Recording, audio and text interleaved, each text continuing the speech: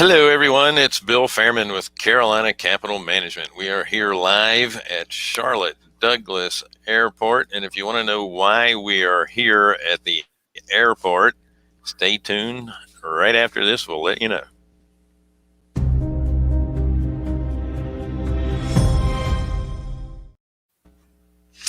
Greetings, everyone. I'm Bill Fairman. Jonathan Davis right next to me. Wendy Sweet. Sorry, you're below us. But not really, just on the screen. This is the Active Income Passive Wealth Show. We are Carolina Capital Management. Our website is carolinahardmoney.com. We are lenders in the Southeast, so if you're interested in borrowing money, click on the Apply Now tab. If you're an investor looking for passive returns, then you can click on the, what is that called? Accredited Investor tab. That's a good name. And no, I'm still drinking coffee. I haven't started with the other types of beverages yet. Don't forget to. That's right. But you'll be wrapping up the show quickly, so that Don't forget to like, share, and subscribe. Hit the bell, all that good stuff with our show. If you have any comments or questions, we have a comment section either to the right side of your screen or underneath, depending on the platform you are viewing us from. Welcome, welcome. Hello, everyone. Hello. They can't say hello back, and I have to wait for you guys. I see Steve over there. He says he's got us now, so I think he's awesome. Seeing and hearing, and hopefully awesome. You know what this is the anniversary? You know what this is the anniversary of? No. 1 year ago, we were going to the same event, which is the Trusted Advisor event for Freedom Founders, and I call this our Mastermind on steroids, because we're actually masterminding with other trusted advisors that are also members of this Freedom Founders. So last year, if you'll remember, it was pre-COVID, it hadn't really come out yet. And they gave us a headline to deal with. They gave us a great exercise and said, if you had a newspaper at your door this morning and it told you that your company was losing 50% of its value, 50% of its income, going down 50%. And what would you do? We sat there a little dumbfounded. Oh, I don't know. That can never happen. and what would we do? And we did a full exercise on what we would do. We came up with steps. We did, this is who we'd keep. This is who we'd let go. This is how we would communicate to our lenders, to our borrowers. This is how we would change our loans. This is, we'd hoard cash. We just had a list of like 10 things that we would do. And we did this as a group, all coming up with how we would handle it. And literally 30 days later, what happened? Yep. And how valuable that exercise was, not so much for the answers that we, fumbled together in that group, but it was to get your thought process in the place where it needs to be. And because of that, and Bill, censor me if you need to, but because of that, we returned above pref returns in our fund all year long. We have more liquidity than we've ever had. We're not leveraged in our fund. And by the way, but before you go any further, this is for educational purposes only. Yeah. Disclaimer. Your investment may vary. I would say your mileage may vary. Your mileage. You must read the PPM before any investment. Yeah. And consult your attorney before you do. Go ahead. Now you right. We returned above pref the whole year, and it was pref all means cash, preferred return. Yeah, and it was all cash distributions, and we are not leveraged. So we, the only people that we had to pay were the investors. That's right. And that's right. Hopefully a little bit of it we got to pay ourselves. So that was nice too. So well, and we tightened our loans up. We never stopped lending. We tightened our loans up, meaning we lent less. We raised the credit score we were looking for. We raised the cash in the bank that we were looking for. So we tightened things up, kept on lending, and really ended up doing, in fact, this past December was the best month we've ever had. It's been crazy. Now, our business certainly dropped through the year of 2020. But April, May, and June, I mean, for everybody, I mean, those are like, we're going to call them the lost months, it was just for everybody. But even with that, we still finished out strong, and we exceeded previous years. This year, 2020, with a national or a global pandemic, and we've exceeded profit margins and units and production in prior years. Yeah, so it's just been crazy. That mindset that we took in that room with all those advisors was the foundation for our success in 2020. And all of that is valuable. However, I think the biggest value is, we always talk about return on effort. Mm-hmm. And because we had a blueprint in place, we didn't run into the anxieties of figuring out what to do. We already had the blueprint, so we just had to implement it. That's exactly right. And that's what was so cool about the whole thing is, all of a sudden we're shut down overnight. We can't go to work. Our employees can't come to work. And, we're literally shut down overnight, a lockdown. And we were able to just be calm, cool, and collective and go, okay, here's the first thing we need to do. Here's who we need to let go. Here's who we need to keep. We need to start hoarding our cash, making sure that we keep more money in the fund than we normally do. We need to let our lenders know. We need to be prepared for borrowers who are going to claim they don't have the money to make that payment, and how we were going to handle that. So it was so, we didn't freak out. It was so refreshing to be that comfortable. I want to make sure that I heard you right, and maybe everyone else. So kept more money in the fund. So that meant that you probably lent less money in the fund, and you still returned above pref to the investors. Man, that's right. Man, that's right. And a lot of people can't say that. We have a lot of, that's right. toot the horn, but we have a lot of not only that, we were still able to redeem folks' money that still wanted to have money returned to them. Right. So there wasn't a freeze on redemptions either. Yeah. So chicken.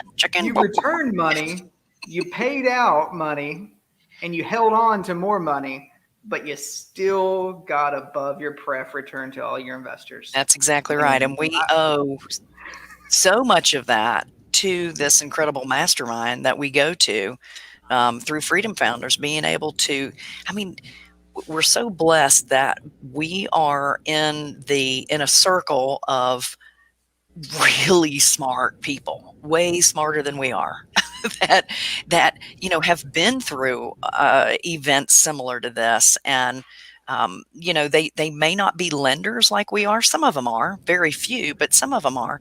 But they're in this business. They're entrepreneurs. They're visionaries. They're people that are able to share what they've been through and help us look at things from a different point of view. Because, when you're in the weeds, it's kind of hard to see what's going on.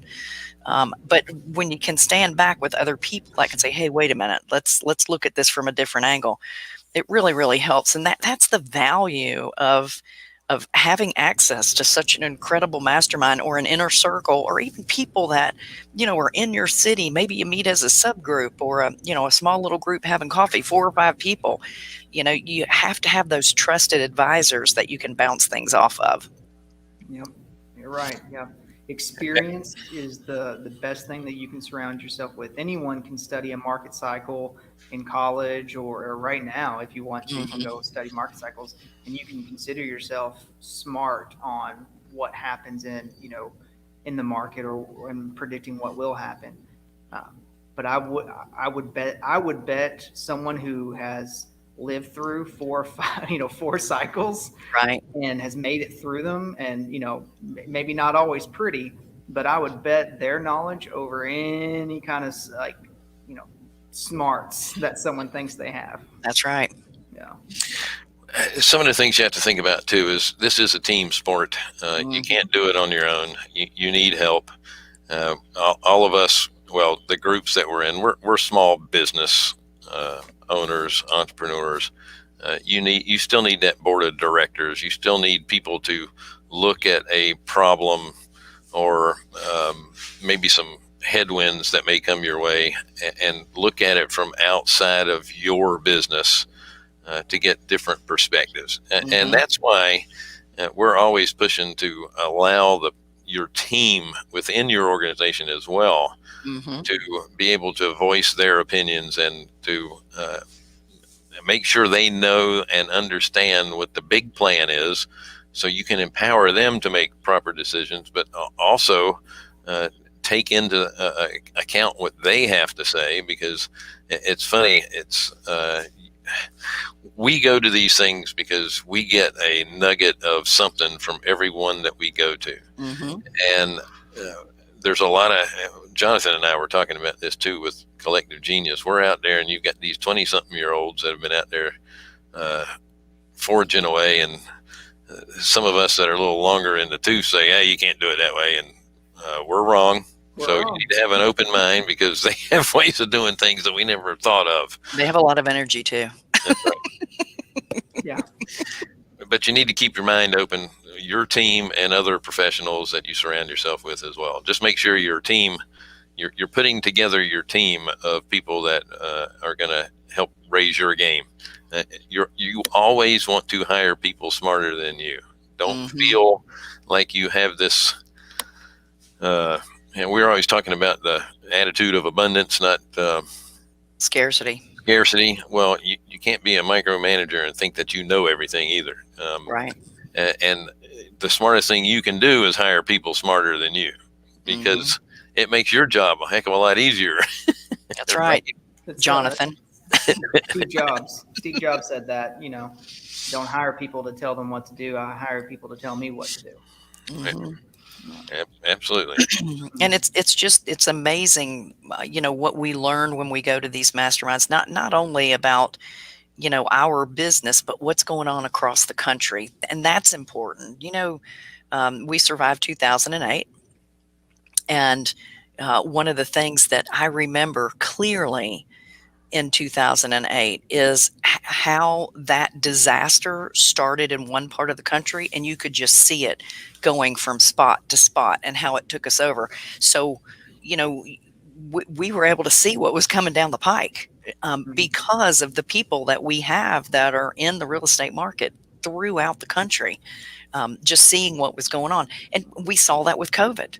As things were really starting to shut down, different states were having different laws and different things that are happening. And even now in today's market, we covered last week, we talked about the migration map and how everybody's moving to different areas. Well, especially when we meet today and tomorrow and on Saturday with this group, we're going to be able to see what's happening across the nation. We hear what's in the news, but we really get to hear what's happening, boots on the ground, what's happening across the nation in different types of real estate. Yeah, and see the data. I mean, that's, people in this group, they provide such great data. I mean, you can hear something on the news and, you don't get to see the data that supports it. Seeing that data is, it's great. It lets you, oh, I get it. Like, okay, so here's where the movement is, or here's why it is, or whatever the case may be. Yeah, it helps to know the people that actually have boots on the ground too, because every market is a little bit different, and then you got the micro markets that you're dealing with. We had a guest, Ryan Andrews, in for a couple of days he's in Bend, Oregon, and most of their investments are West Coast centric, and he came into Charlotte. Drove around for a couple of days. Jonathan took him out to a few properties that we were doing loans on, and he was absolutely amazed at what was going on in our area. But unless you got boots on the ground or see it for yourself, you have no idea. And that's what this provides us with. So let's talk about what they're going to talk about while we're there at this little mastermind. One of the things that they want us to concentrate on, or what we think the upcoming headwinds are going to be? What is it that we think are going to be roadblocks for the next year, year and a half? Jonathan, what do you think? What do you think the roadblocks are going to be, some of the headwinds? Red tape, bureaucracy, bureaucratic red tape. Ridiculous minimum wage. What's that? Ridiculous minimum wage. Well, I mean, I don't know. Every state's a little bit different. Like now, there's going to be New York is going to see a correction in real estate prices for sure. I mean, everywhere is seeing some kind of. Well, right now there's a lot of appreciation, but there will be a correction, and to say like I don't know. I mean, I guess to get into it, like a universal minimum wage, I personally don't know how much sense that makes given the just completely different markets that have different costs of living. But I mean, someone can probably make a good point, and you can win me over. I'm open on it, but that could be one. The moratorium on foreclosures on evictions is definitely a roadblock that we're going to have to get through. And how about when they lift that? What's going to happen when they lift that?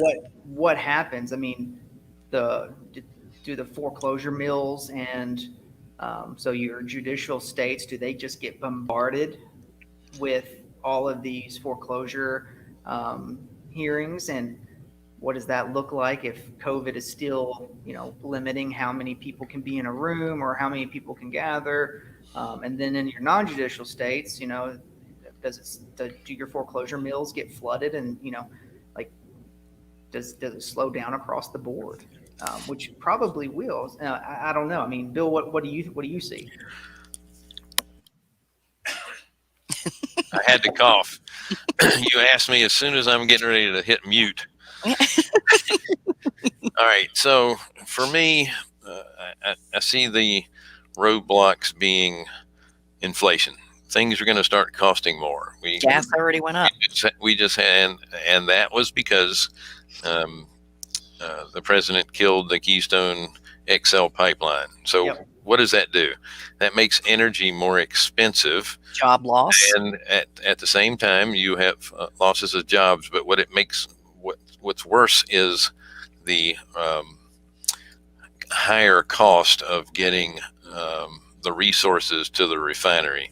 Now, those resources are still going to the refinery. Cutting off the pipeline doesn't change that. What it does is it changes how it gets there. And they're currently using rail lines and giant tankers on rail lines. And if you don't think that eventually a rail line is going to derail and you're going to have Gas crude oil bills. all over the place on the way to the refinery, what you're doing is you're cutting efficiency, and that is going to raise the cost of energy. So you're going to have an additional tax on you with the energy cost. Excuse me. So as inflation kicks in, you're going to have higher interest rates to offset that, which could, excuse me again, slow down the housing market. Now, it doesn't mean it's going to stop.